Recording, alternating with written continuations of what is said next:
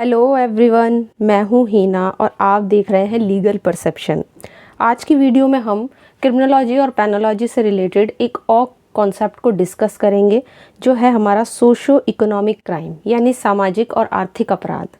अभी हमने पिछली वीडियो में organised crime, white collar crime, ऐसे ही कई क्राइम्स को डिस्कस किया था, लेकिन आज की वीडियो में हम बिल्कुल अलग वाले क्राइम्स को डिस्कस करने वाले हैं। तो वीडियो के लास्ट तक बने रहिएगा। बट आगे बढ़ने से पहले आपके लिए एक ज़रूरी इन्फॉर्मेशन ये है कि क्रिमिनोलॉजी और पेनोलॉजी के जो नोट्स हैं वो तैयार हो चुके हैं, जो हिंदी लैंग्वेज में और बिल्कुल सिंपल लैंग्वेज में हैं और पीडीएफ फॉर्म में है, जिनको आप प्रिंट करा सकते हैं। अगर आपको क्रिमिनोलॉजी पेनोलॉजी के नोट्स चाहिए तो आप स्क्रीन पर दिख रहे इस व्हाट्सएप नंबर पर मैसेज करके केवल 100 रुपीज़ में क्रिमिनोलॉजी और पेनोलॉजी के नोट्स ले सकते हैं, जिसमें आपको जो भी इम्पोर्टेंट टॉपिक्स हैं, जो भी कॉन्सेप्ट हैं क्रिमिनोलॉजी और पेनोलॉजी के, वो सब आपको नोट्स में मिल जाएंगे। सोशो इकोनॉमिक क्राइम यानी सामाजिक आर्थिक अपराध, तो नाम से ही पता लग रहा है कि ऐसे अपराध जो समाज के लिए और जो अर्थव्यवस्था यानी आर्थिक रूप से जो हमारी अर्थव्यवस्था है उसके लिए जो नुकसानदायी होंगे, वही जो जितने भी एक्ट हैं वो सब हमारे सामाजिक आर्थिक अपराध कहलाते हैं। सामाजिक आर्थिक अपराध ये एक ऐसा कॉन्सेप्ट है जो क्रिमिनोलॉजी में आपसे एग्जाम में कभी कभी पूछ लिया जाता है। तो ऐसे क्राइम्स जो सोसाइटी के लिए, जो हमारी इकोनॉमी के लिए बहुत ही ज़्यादा इफ़ेक्टिव होते हैं, बहुत ज़्यादा उसको प्रभावित करते हैं, इनको हम सामाजिक आर्थिक अपराध कहते हैं। इनको एक तरीके से आप गैर पारंपरिक अपराध भी कह सकते हैं, जो सामाजिक आर्थिक अपराध होते हैं, क्योंकि इनमें आमतौर पर क्या होता है, दुराशय नहीं होता, मतलब मेंसरिया नहीं होता है ना।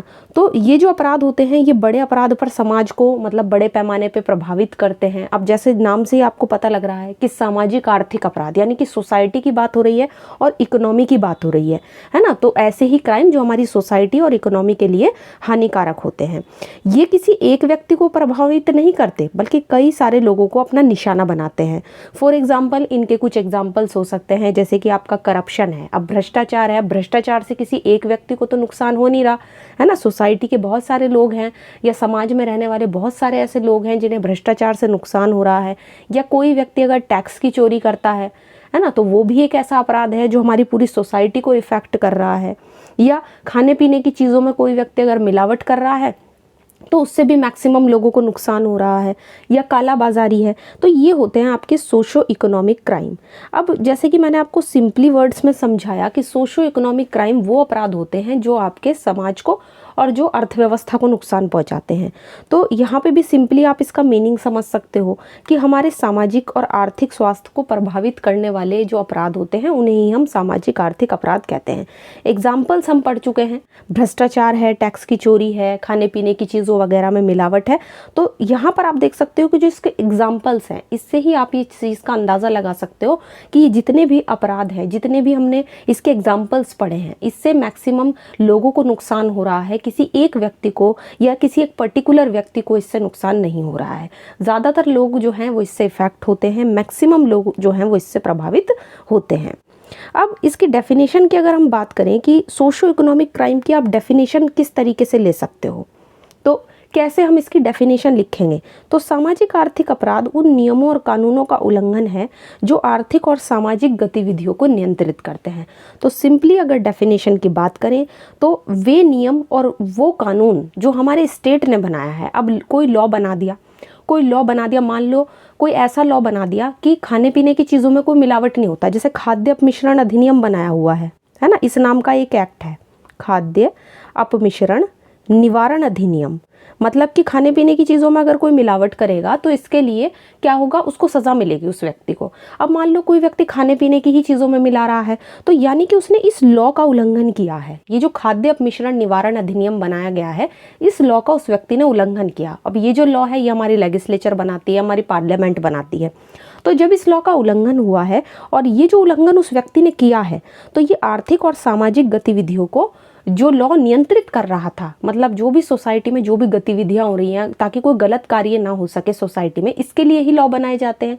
अब अगर कोई व्यक्ति इन लॉज का उल्लंघन करके कोई एक्ट करता है, और बेसिकली वो लॉ किस लिए बनाया गया है, ताकि हमारी इकोनॉमी और हमारा जो सोसाइटी की जो गतिविधियां हैं उनको कंट्रोल किया जा सके। और ऐसे लॉ का उल्लंघन करके अगर कोई व्यक्ति किसी अपराध को करता है तो उसी को बोलते हैं सामाजिक और आर्थिक अपराध। ठीक, बहुत ही सिंपल है, कुछ इतना टफ नहीं है। एग्जाम्पल्स मैं आपको बता चुकी हूँ, धोखाधड़ी है, इसमें मनी लॉन्ड्रिंग भी आपका आ सकता है एग्जाम्पल के तौर पे। टैक्स की चोरी मैं बता चुकी हूँ, रिश्वतखोरी ये भी इसी के अंदर आता है। कोई व्यक्ति अंदरूनी गुप्त रूप से व्यापार करता है, छिपकर व्यापार करता है, जो हमारी सोसाइटी को, हमारी इकोनॉमी को नुकसान पहुंचा रहा है, तो वो भी हमारा सोशो इकोनॉमिक क्राइम के अंदर ही आता है।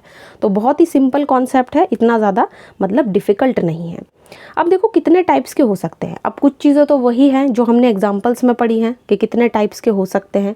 तो यहाँ पर अगर हम एक एग्जाम्पल लेंगे संथानम कमेटी की रिपोर्ट का, तो अगर हम संथानम कमेटी की रिपोर्ट को देखें तो उसके अकॉर्डिंग इनके लिए एक लिस्ट तैयार की गई थी उस रिपोर्ट में कि कितने टाइप्स के हो सकते हैं आपके सोशो इकोनॉमिक क्राइम। तो यहाँ पर इनको बहुत सारे जो है कैटेगरीज हैं उसमें डिवाइड किया गया है, उसमें बांटा गया है। जैसे सबसे पहले हैं देश की स्वास्थ्य को खतरा पहुंचाने के उद्देश्य से किया गया अपराध। मतलब जो स्वास्थ्य का मतलब क्या हो गया, आर्थिक स्वास्थ्य, जो आपकी इकोनॉमी को नुकसान पहुंचाते हैं। अब इकोनॉमी को नुकसान पहुंचाने वाले एग्जाम्पल्स क्या हो सकते हैं जो हमारी इकोनॉमी को नुकसान पहुंचा रहे हैं, जैसे कि फॉर एग्जाम्पल टैक्स की चोरी। अब कोई व्यक्ति अगर टैक्स की चोरी करेगा, उस पर बहुत ज़्यादा टैक्स लग रहा है, अब वो टैक्स ही नहीं चुका रहा, टैक्स नहीं चुकाएगा तो इकोनॉमी को नुकसान होगा या नहीं होगा। तो इस तरीके से तो टैक्स की चोरी का जो एग्जाम्पल है वो आपका आर्थिक स्वास्थ्य को खतरा पहुंचाने वाले अपराध के अंदर आ सकता है। अब यहीं पर हमने दूसरे नंबर पे इसको डिवाइड कर दिया है टैक्स की चोरी में, है ना। अब मान लो लॉ ने आप पर कोई विधिपूर्वक टैक्स लगाया, लीगली आप पर कोई टैक्स लगाया गया है और आप उस टैक्स को ही नहीं चुका रहे हो, तो वो जो टैक्स आप पर लगाया गया है वो लॉ के तरीके से लगाया गया है ना, एक लॉ के अंदर लगाया गया है। ऐसे इलीगल तो आप पे टैक्स नहीं लगेगा। तो आप अगर वो टैक्स नहीं चुका रहे हो तो इससे क्या होगा, वही सिंपल बात कि हमारी इकोनॉमी को इससे इफेक्ट होगी, हमारी इकोनॉमी। तो ये भी एक तरीके का आपका सोशो इकोनॉमिक क्राइम के अंदर आता है। इसके अलावा कोई लोक सेवक है, कोई पब्लिक सर्वेंट है, वो अपनी पोस्ट का दुरुपयोग कर रहा है ना, कोई झूठा किसी को लाइसेंस जारी कर दिया, परमिट जारी कर दिया, तो इस तरीके से वो क्या कर रहा है, अपनी पोस्ट का गलत यूज़ कर रहा है। जिस चीज़ में लाइसेंस नहीं देना था उसने उस चीज़ में लाइसेंस जारी कर दिया। तो यहाँ पर ये भी आपका सोशो इकोनॉमिक क्राइम के अंदर ही आता है। नेक्स्ट है कालाबाजारी और जमाखोरी। कालाबाजारी करते हैं लोग, जमाखोरी करते हैं, चीज़ों को इकट्ठा करके गोडाउन्स में भर लेते हैं, तो ये भी आपका सोशो इकोनॉमिक क्राइम है ना। और उसको जो गोडाउन में भर के रखा, उससे क्या हुआ कि जब रेट हाई हुए तब उसको बेचा। तो इस तरीके से क्या होगा, हमारी इकोनॉमी ही तो इफेक्ट हो रही है, हमारी सोसाइटी ही तो इफेक्ट हो रही है। नेक्स्ट है खाने पीने की दवाइयों में मिलावट। अब कोई खाने पीने की दवाइयों में मिलावट करता है ना, दवाइयों में मिलावट करता है, खाने पीने की चीज़ों में मिलावट करता है ना, कंकर मिला दिया दाल में, चावलों में कंकर मिला दिया, तो इससे क्या होगा, इससे भी हमारा सोसाइटी इफेक्ट हो रही है। कोई एक व्यक्ति तो इफेक्ट नहीं हो रहा, मैक्सिमम लोग जब उस चीज़ को यूज़ करेंगे तो वो सब के सब उससे इफेक्ट होंगे। तो ये जो जितने भी मतलब इसमें टाइप्स बताए गए हैं ना, ये सब संथानम कमेटी की रिपोर्ट ने इनका कैटेगराइजेशन किया है, इनका वर्गीकरण किया है। नेक्स्ट क्या बताया है, सार्वजनिक संपत्ति और धन की चोरी तथा दुरुपयोग। अब जो आपकी पब्लिक प्रॉपर्टी है ना, पब्लिक जो भी प्रॉपर्टियाँ बनाई गई हैं, है ना, जो भी होती है, उसमें अगर कोई व्यक्ति पैसे की चोरी करता है, उसका मिसयूज़ करता है उस पब्लिक प्रॉपर्टी का, तो वो भी एक आपका सोशो इकोनॉमिक क्राइम के अंदर ही आता है। यही लाइसेंस और परमिट आदि का अवैध व्यापार। लाइसेंस और परमिट का कोई व्यक्ति इलीगल व्यापार करता है, किसी चीज़ में उसको लाइसेंस नहीं मिलना था, वो ऐसा इलीगल एक्ट करता है, फिर भी उसको लाइसेंस दे दिया गया उस काम को करने के लिए, या परमिट दे दिया गया, तो ये भी एक तरीके का आपका सोशो इकोनॉमिक क्राइम है। ऑल अराउंड अगर हम बात करें तो पूरा का पूरा जो आपका सोशो इकोनॉमिक क्राइम है, ये हर उस क्राइम की बात करता है जो आपकी सोसाइटी को, आपकी इकोनॉमी को इफेक्ट कर रहा है। तो सिंपली इतना कुछ डिफ़िकल्ट या टफ कॉन्सेप्ट इसमें है नहीं, तो बहुत ही सिंपल है। आई होप यहाँ तक आपको चीज़ें क्लियर हो गई होंगी। अब बात कर लेते हैं इसकी विशेषताओं की। अब देखो, हमने वाइट कॉलर क्राइम हम पढ़ चुके, ऑर्गेनाइज्ड क्राइम हम पढ़ चुके, लेकिन ये बिल्कुल उससे अलग हटके क्राइम है। ये जो है आपका सोशो इकोनॉमिक क्राइम, इसकी क्या विशेषताएं हो सकती हैं जिससे आपको चीज़ें जल्दी से फटाफट से ये याद हो जाए। तो देखो, ये जो अपराध होते हैं ये कुछ अपनी अलग विशेषताएं रखते हैं। जैसे सबसे पहले इनमें सबसे ज़्यादा जो लालच होता है लोगों के मन में, वो होता है पैसे का लालच। तो बहुत ज़्यादा लालच होता है इस तरीके के ऑफेंस में, इस तरीके के अपराध में, और धन की इच्छा होती है, मतलब पैसा व्यक्ति बहुत ज़्यादा कमाना चाहता है इस तरीके के अपराध करके। अब कोई व्यक्ति करप्शन में है या भ्रष्टाचार में है, बहुत ज़्यादा रिश्वत ले रहा है, तो इसका मतलब क्या हुआ, उसे पैसा का बहुत ज़्यादा लालच है, बहुत ज़्यादा पैसा कमाने की इच्छा रखता है, इसीलिए वो ऐसा कर रहा है। तो सिंपली इसकी जो सबसे पहली विशेषता है वो यही है कि व्यक्ति अत्यधिक लालच रखता है और धन की इच्छा से प्रेरित है। उसका उद्देश्य बहुत ज़्यादा जो है वो धन कमाना है, पैसा कमाना है। नेक्स्ट है पीड़ित राज्य या व्यक्तियों का समूह। इस तरह के जो अपराध होते हैं उसमें जो पीड़ित होता है ना, कौन होता है इसमें विक्टिम, या तो आपका स्टेट होता है या फिर व्यक्तियों का समूह होता है। किसी एक व्यक्ति को तो इससे नुकसान नहीं हो रहा। कोई व्यक्ति खाने पीने की चीज़ों में मिलावट करके कोई चीज़ बेच रहा है, तो क्या उससे सिर्फ एक व्यक्ति इफेक्ट होगा, है ना, सिंपल बात है, उससे बहुत सारे लोग, तो व्यक्तियों का समूह उससे इफेक्ट हो सकता है। जब बहुत ज़्यादा लोग उस चीज़ को खरीदेंगे, उसको कंज्यूम करेंगे, उसका इस्तेमाल करेंगे, तो सबको ही नुकसान होगा। और स्टेट को क्यों कहा गया है, क्योंकि जब कोई व्यक्ति टैक्स की चोरी करेगा तो स्टेट ने जो लॉ बनाया है उसके अगेंस्ट उसका उल्लंघन करके ही टैक्स की चोरी करेगा, उसको वो चुका नहीं रहा है, तो इससे स्टेट को नुकसान होगा, क्योंकि इकोनॉमिक पे उस चीज़ से जो है आपकी फर्क पड़ेगा। तो सेकंड जो है इसमें पीड़ित कोई एक व्यक्ति नहीं है, बल्कि राज्य होगा, या तो पीड़ित या तो विक्टिम, या तो राज्य को नुकसान होता है ऐसे जो भी आपके क्राइम होते हैं, या मैक्सिमम जो लोगों का समूह होता है, जो ग्रुप ऑफ पीपल्स होता है, उनको होता है। नेक्स्ट है धोखे का प्रयोग। इसकी एक विशेषता ये होती है इस तरह के अपराधों में कि लोग जो हैं वो धोखे का प्रयोग करते हैं। धोखा देकर ही आपको चीज़ें बेची जाती हैं। जैसे मिलावटी चीज़ कोई आपको बेच रहा है तो कोई ये थोड़ी ना कहेगा कि इसमें ये चीज़ की मिलावट है ना, सिंपली वो तो अच्छा बताकर ही कहेगा। तो इस तरीके के जो अपराध होते हैं जो आपके समाज को, आपकी अर्थव्यवस्था को नुकसान पहुंचा रहे हैं, इसमें धोखे का प्रयोग होता है। नेक्स्ट है जानबूझकर। अच्छा, कोई व्यक्ति जब इस तरीके का अपराध करेगा तो सिंपली वो जानबूझ के ही करेगा, उसको पता तो होगा ना कि वो ये अपराध कर रहा है, तो इसमें जानबूझकर ये अपराध किए जाते हैं। ठीक, तो सबसे इम्पॉर्टेंट बात यही है, सबसे जो इम्पोर्टेंट बात इस तरह के अपराध में क्या निकली कि इससे कोई एक व्यक्ति पीड़ित नहीं होता, बल्कि ग्रुप ऑफ पीपल पे ये प्रभाव डालते हैं। है तो सिंपल कॉन्सेप्ट, बस ऐसा भी नहीं है कि बहुत ज़्यादा टफ है ना। अब यहाँ पे हम पढ़ेंगे इसके कॉजेज़ के बारे में। सामाजिक आर्थिक अपराध के क्या कारण हो सकते हैं, समाज में ये क्यों बढ़ रहे हैं। तो सबसे पहले है औद्योगिक क्रांति, यानी कि जो आपका इंडस्ट्रियल रिवॉल्यूशन आया। तो देखो हमारा जो इंडिया है वो एक कृषि प्रधान देश है, यहाँ पे सबसे ज़्यादा एग्रीकल्चर होता है। अब यहाँ पर एग्रीकल्चर होता है, खेती होती है, कृषि होती है। तो यहाँ से धीरे धीरे क्या हुआ, अब जब खेती का मतलब प्रभाव थोड़ा कम होने लगा तो धीरे धीरे इंडस्ट्रियलाइजेशन बढ़ने लगा देश में, मतलब औद्योगिकरण बढ़ने लगा। और औद्योगिकरण बढ़ने से धीरे धीरे विकास होने लगा देश का, है ना, डेवलपमेंट होने लगा। अब जब डेवलपमेंट होने लगा तो उस परिवर्तन के कारण ही जितने भी क्राइम्स है वो भी बढ़ते चले गए, है ना। अब जैसे जैसे गति आती गई अपराधों में, तो कुछ ऐसे अपराधों ने स्थान ले लिया जो बिल्कुल नए प्रकार के हैं। क्या पहले हम सोशियो इकोनॉमिक क्राइम पढ़ते थे? नहीं पढ़ते थे। सफ़ेद पोश अपराध हम पढ़ते थे, हमें नहीं पता था सफ़ेद पोश अपराध क्या है। तो जैसे जैसे सोसाइटी में चेंज होता जा रहा है, जैसे जैसे अब आपकी इंडस्ट्री में डेवलपमेंट होता जा रहा है, तो अपराध भी तो नए नए तरीके के बढ़ते जा रहे हैं। और उन्हीं नए अपराधों में से एक ही अपराध है सोशियो इकोनॉमिक क्राइम। इस तरीके से जो आपकी औद्योगिक क्रांति हुई है उसने भी सामाजिक आर्थिक अपराधों की वृद्धि का एक बहुत बड़ा कारण ये बनी है। नेक्स्ट है सेकेंड वर्ल्ड वॉर, यानी द्वितीय विश्व युद्ध। अब युद्ध के बाद तो देश की स्थिति बहुत ही दयनीय हो गई थी जब सेकेंड वर्ल्ड वॉर हुई थी। सेकेंड वर्ल्ड वॉर आपकी हुई थी 339 से लेके 1945। अगर इस दौरान मान लो सेकेंड वर्ल्ड वॉर हुई तो यहाँ पर इस दौरान देश की स्थिति बहुत ज़्यादा, जब देखो युद्ध होता है तो स्थिति तो ख़राब हो ही जाती है किसी भी देश की। वहाँ पे खाने पीने की चीज़ें नहीं रहती और बहुत ही ज़्यादा मतलब निम्न स्तर पे आ जाता है एक तरीके से कंट्री। तो ऐसी ही कुछ स्थिति हुई थी। अब जिस कारण सोसाइटी में जो सामान्य कामकाज होते हैं उनमें भी बदलाव आ जाता है जब युद्ध होता है या वॉर होती है। तो ये भी एक कारण बना नए नए अपराधों को बढ़ावा देने में। अब जब नए नए अपराध बढ़े तो उनमें सोशो इकोनॉमिक क्राइम भी एक इस तरीके का ही अपराध है। नेक्स्ट है व्यापार, ट्रेड। जब देश में नए नए व्यवसाय उभरने लगते हैं, नए नए व्यवसाय होते हैं, तो नए नए व्यवसाय के साथ साथ कंपटीशन भी तो बढ़ता है ना। लोग नए नए ट्रेड करते हैं, नए नए बिजनेस करते हैं, व्यापार करते हैं, तो कंपटीशन भी बढ़ता है। एक दूसरे की देखा देखी में दूसरे लोग भी वही करने लगते हैं। तो हर कोई किसी ना किसी तरह आगे निकलने की चाह रखता है। तो ये सब क्या है, जब ट्रेड बढ़ेगा तो ऑफेंसेस भी बढ़ेंगे, क्राइम्स भी बढ़ेंगे। तो ये भी एक कारण है सामाजिक आर्थिक अपराध की वृद्धि का। इसके बाद आता है टेक्नोलॉजी। टेक्नोलॉजी मीन्स प्रौद्योगिकी। जैसे जैसे टेक्नोलॉजी बढ़ रही है, अब हमारे देश में भी तो बहुत ज़्यादा टेक्नोलॉजी बढ़ रही है ना।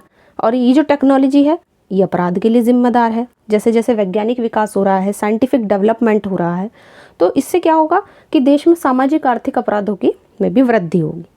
सशक्त सार्वजनिक आक्रोश का अभाव। अब देखो लोगों को पता ही नहीं है कि उनको मिलावटी चीज़ें बेची जा रही हैं या भ्रष्टाचार उनके साथ किया जा रहा है या करप्शन हो रहा है या रिश्वतखोरी हो रही है।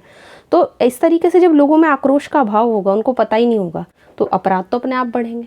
तो इस तरीके से अगर सोसाइटी में कुछ भी चीज़ को कंट्रोल करना है तो सबसे पहले ज़रूरी होती है अवेयरनेस। सबसे पहले आपको उस चीज़ के बारे में, आपके अंदर अवेयरनेस होनी चाहिए, आप उसके बारे में अवेयर हो, तब आपकी जो है ये सारी प्रॉब्लम्स जो हैं वो सॉल्व होंगी।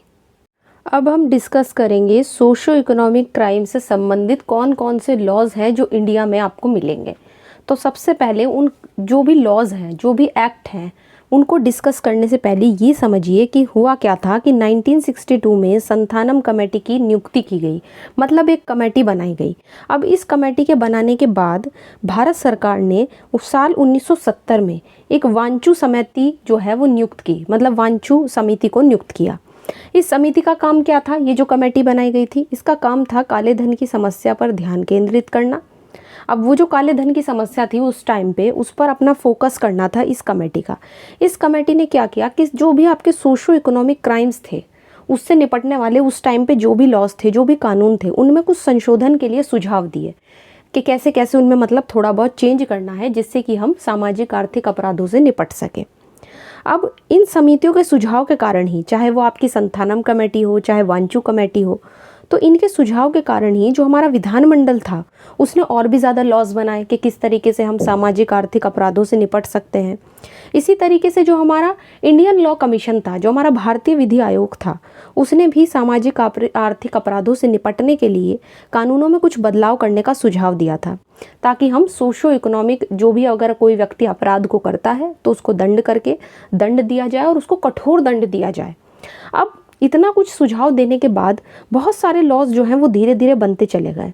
तो ये सारे लॉज आप देख सकते हैं स्क्रीन पे जो आपको दिखाई दे रहे हैं, ये सब हमारे सामाजिक आर्थिक अपराधों को ही एक तरीके से कंट्रोल करने के लिए बनाए गए हैं।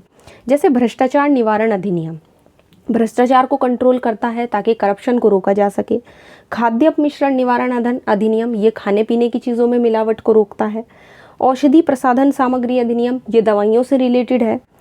आवश्यक वस्तु अधिनियम, ये भी एक अलग एक्ट है। दहेज निषेध अधिनियम है आपका। एनडीपीएस एक्ट है, यानी कि स्वापक औषधि मन प्रभावी अधिनियम। सीमा शुल्क एक्ट है। आयकर अधिनियम है, इनकम टैक्स एक्ट जो होता है। संपत्ति कर, प्रॉपर्टी पे जो टैक्स का वो है एक्ट है, ये अलग से बनाया गया है। आपकी आईपीसी है। विदेशी मुद्रा विनियमन अधिनियम है। इसके अलावा तस्करी और विदेशी मुद्रा में हेरफेर अधिनियम अलग से बनाया गया है। विदेशी मुद्रा नियंत्रण तस्करी रोकथाम अधिनियम, ये 1974 का है। और आपका सीआरपीसी 1973। तो ये कुछ ऐसे आपके मतलब इम्पॉर्टेंट एक्ट हैं, अधिनियम हैं, जो हमारे देश में सामाजिक आर्थिक अपराधों को इन्होंने काफ़ी हद तक, काफ़ी सीमा तक कंट्रोल किया है। हालांकि इसके अलावा ऐसा नहीं है कि सिर्फ यही एक्ट है, इसके अलावा भी कुछ और हो सकते हैं। यहाँ पे तो हमने सिर्फ इम्पॉर्टेंट एक्ट को डिस्कस किया है। तो ये सारे इम्पॉर्टेंट एक्ट हैं, बहुत ही इम्पॉर्टेंट है, और इन सब के बारे में हमें थोड़ा सा पता होना चाहिए। तो आज की वीडियो में इतना ही। हमने पढ़ा है आज की वीडियो में सोशो इकोनॉमिक क्राइम। अगली वीडियो में कोई और कॉन्सेप्ट डिस्कस करेंगे, क्रिमिनोलॉजी और पेनोलॉजी का।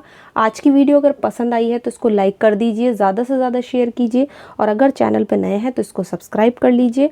इसके अलावा आप हमें टेलीग्राम पे ज्वाइन कर सकते हैं, जहाँ पर आपको ढेर सारे नोट्स और PDF मिल जाएंगे। तो मिलते हैं नेक्स्ट वीडियो में। आज की वीडियो में इतना ही।